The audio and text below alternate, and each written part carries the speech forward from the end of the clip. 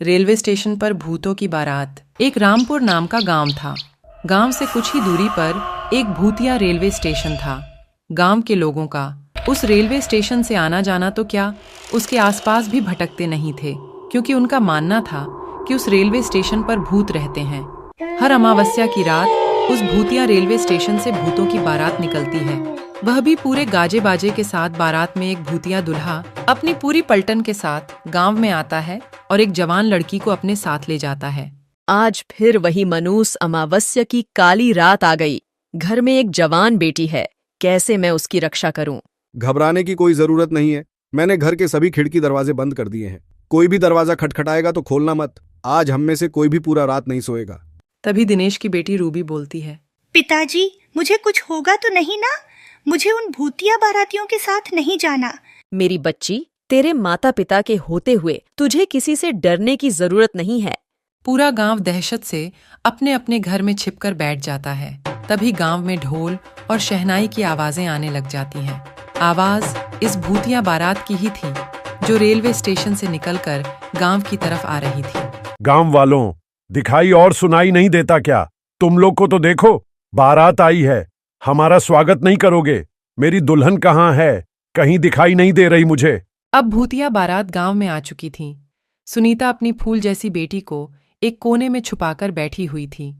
तभी भूत आगे की तरफ बढ़ता है और जोर जोर से हंसने लगता है।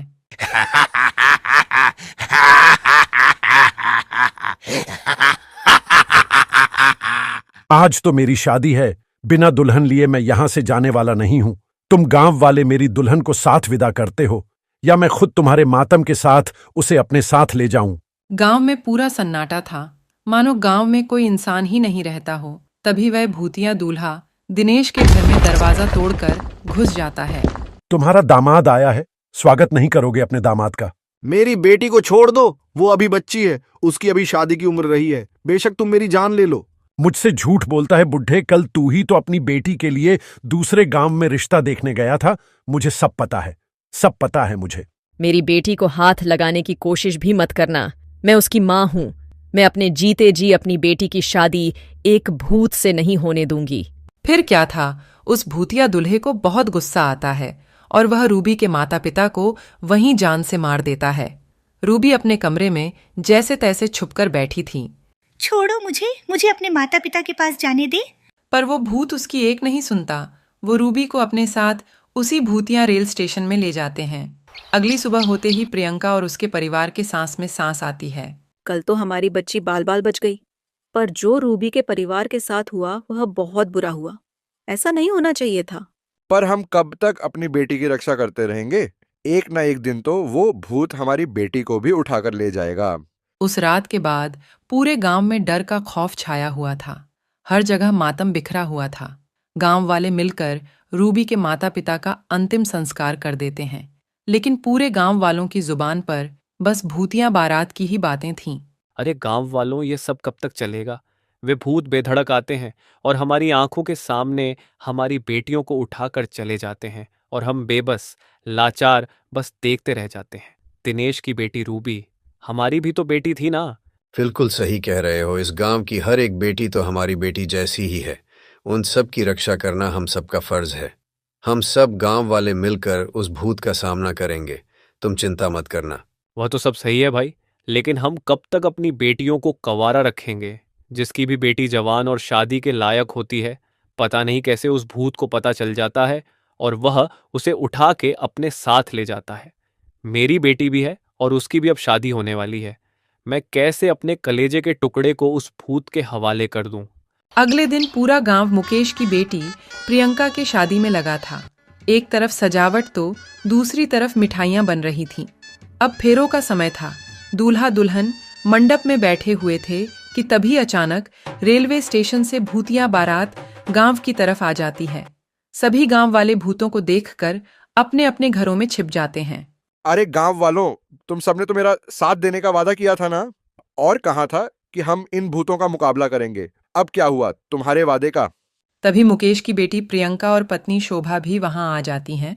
तुम्हारा यह साहस कि मेरे बिना तुम अपनी बेटी की शादी करने चले थे। जैसे ही भूत प्रियंका के माता पिता को मारने वाला होता है कि तभी प्रियंका उसी भूतिया दूल्हे के सामने आ जाती है और कहती है, आप मेरे माँ बापूजी को मत मारिए। अच्छा छोड़ दूं, इसे मैं बस एक ही शर्त पर छोड़ूंगा, अगर तुम मेरे से शादी करोगी। नहीं नहीं मेरी बच्ची, शादी के लिए तू हाँ मत करियो। तेरी शादी से अच्छा है कि यह भूत हमारी जान ले ले। माँ पिताजी, अगर इस भूत से शादी करने से आप दोनों की जान बचती है तो मैं यह शादी जरूर करूंगी। यह कहते ही भूतिया दूल्हा अपने बैंड बाजी के साथ प्रियंका को अपने साथ भूतिया रेलवे स्टेशन की ओर ले जाने लगता है। रुक जा मेरी बेटी, तू ऐसा मत कर। किसी गांव वाले की हिम्मत नहीं होती कि उस भूतिया बारात का सामना कर सके, क्योंकि उस बारात में एक से बढ़कर एक खूंखार भूत और चुड़ैल मौजूद थे। वहीं प्रकाश नाम का व्यक्ति अभी हाल ही में गांव में आया था और यह सब देखकर वह कहता है, ये ठीक नहीं किया हम सब ने। मेरी भी एक बहन है और उसकी भी उम्र शादी के लायक हो गई है। क्या उस प्रियंका की जगह मेरी बहन होती तब भी ऐसा ही करते हम लोग। गांव की बेटियों को हम यूं ही उन भूतिया बारातियों के हवाले करते आ रहे हैं, कल को मेरी सरिता का नंबर ना हो। भैया भाभी, मुझे बहुत डर लग रहा है। आए दिन इन भूतों का खौफ बढ़ता ही जा रहा है। दुल्हन का वह सुहाग का जोड़ा उनके मौत के जोड़े में तब्दील होता जा रहा है। बहन तू चिंता मत कर, मैं इसका समाधान जरूर निकालूंगा और तेरे साथ साथ इन गांव वालों को भी इन भूतिया बारातियों से मुक्त कराऊंगा। इसके बाद प्रकाश जंगल में एक तपस्वी तांत्रिक के पास जाते हैं और उनके पास पहुंचकर अपने गांव का हाल बताता है। बेटा, मैं देख पा रहा हूं कि तुम्हारे गांव पर एक श्रापित भूतिया बारात का साया है और उस भूतिया बारात से छुटकारा पाने के लिए मेरे कहे अनुसार नियमों का पालन करना होगा। जी तांत्रिक बाबा। इसके बाद वो तांत्रिक प्रकाश को समाधान और नियम बताते हुए एक गंगा जल की बोतल देते हैं और कहते हैं, जा बच्चा, तेरे और तेरे गांव वालों का कल्याण हो। जिसके बाद प्रकाश गंगा जल लेकर गांव आ जाता है और सभी गांव वाले से कहता है, सुनिए गांव वालों, इस भूतिया बारात से छुटकारा पाने का एक उपाय मुझे मिल चुका है, लेकिन इस काम को पूरा करने के लिए मुझे आप सबका साथ चाहिए होगा। हम सब तुम्हारा साथ देंगे, बताओ क्या करना है। बस आप सब एक काम कीजिए कि आज की रात शादी का प्रबंध कीजिए, बाकी सब मैं संभाल लूंगा। प्रकाश के ऐसा कहते ही पूरा गांव शादी की तैयारी में लग गया और ऐसे ही अब रात हो चली थी और शादी की बात उन भूतिया बारात को भी पता चल गई थी, जिसके बाद वो भूतिया बारात बैंड बाजे के साथ गांव में आ खड़ी हुई। कहाँ है मेरी दुल्हन? बताओ कहाँ है मेरी दुल्हन? भूतिया दूल्हा मंडप में एक दुल्हन को देखता है और उसे अपने साथ भूतिया रेलवे स्टेशन के अंदर एक पुरानी सी ट्रेन के डिब्बे में लेकर चला जाता है, जहां पर बहुत सारे कंकाल ही कंकाल पड़े हुए थे। तभी वह दुल्हन घूंघट उठाते हुए कहता है, ये रही तुम्हारी दुल्हन, कर लो अब शादी। धोखा हुआ है मेरे साथ, धोखा।